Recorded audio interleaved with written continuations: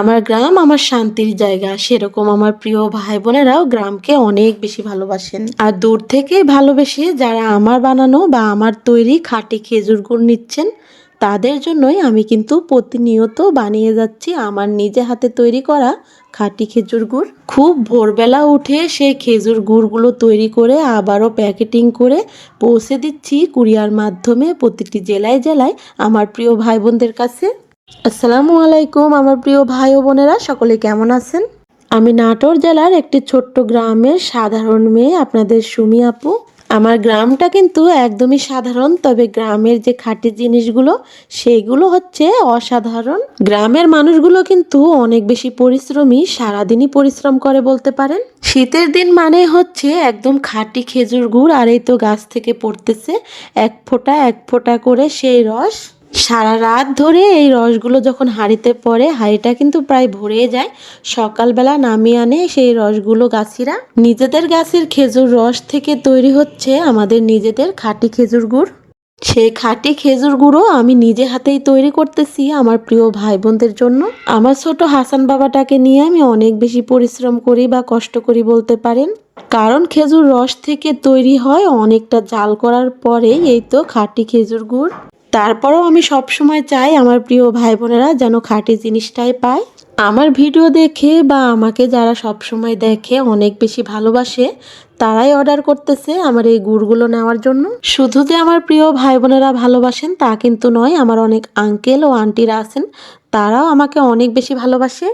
আমার অনেক আঙ্কেল আন্টিরাই আছে যারা আমার ভিডিও দেখতে দেখতে আমাকে তারা মেয়ের মতো করে ভালোবাসেন। আর অনেক ভাই বোনেরা আছেন যারা আমাকে অনেকে ছোট বোন বা বড় বোন হিসেবে ভালোবাসেন। যে যেভাবে ভালোবাসেন বা যেরকম ভাবেই ভালোবাসেন না কেন, সবার ভালোবাসার মর্যাদা আমি সব সময় রাখতে চাই।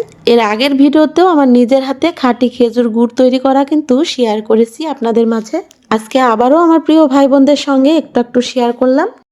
যারা এরকম একদম খাঁটি খেজুর গুড় নিতে চান বা খেতে চান, তারা স্ক্রিনে থাকা নাম্বারে তাড়াতাড়ি করে অর্ডার করে ফেলুন। আর আমার হাসানটা তো খেজুর রস থেকে শুরু করে খেজুর গুড় হওয়া পর্যন্ত খেতেই থাকে, কারণ এই খেজুর গুড়গুলো আসলে অনেক বেশি মজার। প্রায় 2-3 ঘন্টা জাল করার পরে এই তো গুড়টা হয়ে আসতেছে। আর গুড়টা নামানোর আগেই যারা লালি গুড় বা ঝোলা গুড় নিতে চাচ্ছে তাদের জন্য উঠিয়ে রাখতেছি। অনেকে আবার পাটালির চেয়ে এই গুড়টা বেশি পছন্দ করে খেতে, সেই জন্য এই গুড়ের অর্ডারটা করতেছে। পাটালি গুড়ের জন্য গুড়টা জাল করা হয়ে গেছে, এখন নামিয়ে নিচ্ছি।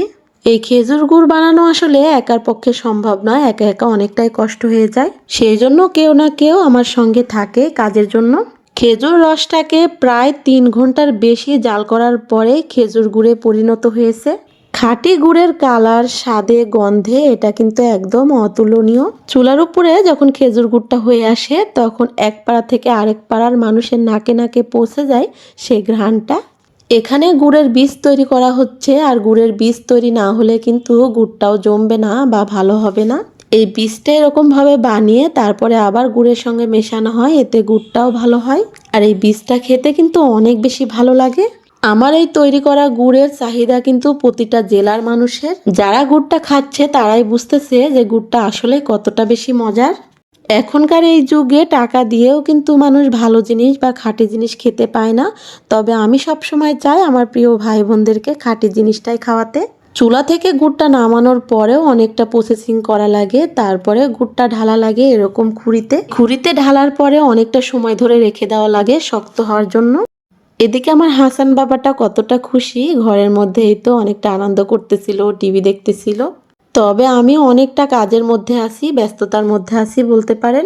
প্রতিদিন যে গুড়গুলো তৈরি করতেছি সেই গুড়গুলো তৈরি করার পরে আবার একটু ঠান্ডা করার পরে কিছুক্ষণ সময় নিয়ে প্যাকেটিং করে সেই গুড়গুলো কিন্তু পৌঁছে দিচ্ছি আমার প্রিয় ভাই বোনদের কাছে। আর এই তো দেখুন গুড়গুলো তৈরি করার পরে আবার কতটা যত্ন সহকারে রেখে দিতে হয়। গুড়গুলো প্যাকেট করব সেই জন্য বের করতেছি। অনেকে 4 কেজি, অনেকেই 5 কেজি, 10 কেজি, 15 কেজি, 20 কেজি, আসলে যে যেমন পারতেছে সেভাবে অর্ডার করে নিচ্ছে। গুড়গুলো যে যেমনভাবে অর্ডার করতেছে তার জন্য তেমনভাবে মেপে আমি আবারও প্যাকেটিং করতেছি। প্যাকেটিং এর কাজে আমার এক চাচা আমাকে সাহায্য করতেছে, যেহেতু আমার একা একা অনেকটাই দেরি হচ্ছিল।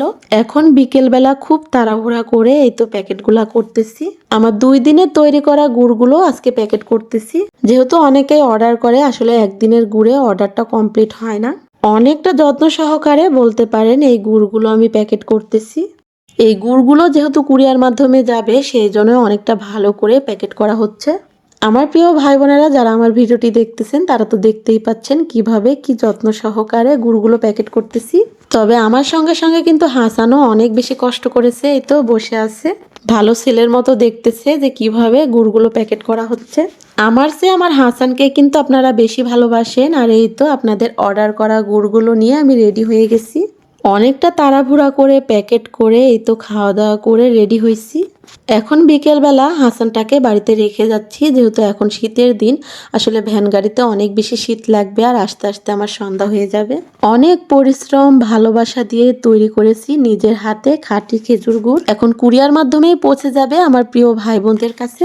আমার ভ্যান গাড়িতে উঠছে আমার পাশের বাড়ির এক চাচা, যেহেতু ওই চাচারও কাজ আছিল নাটোর বাজারে। আজকের ভিডিওটি এই পর্যন্তই। আর আমার প্রিয় ভাই বোনেরা সবাই আমার জন্য দোয়া করবেন, আমি যেন আপনাদের জিনিসগুলো ভালোভাবে পৌঁছে দিয়ে আমি বাড়িতে ফিরে আসতে পারি। আল্লাহ হাফেজ।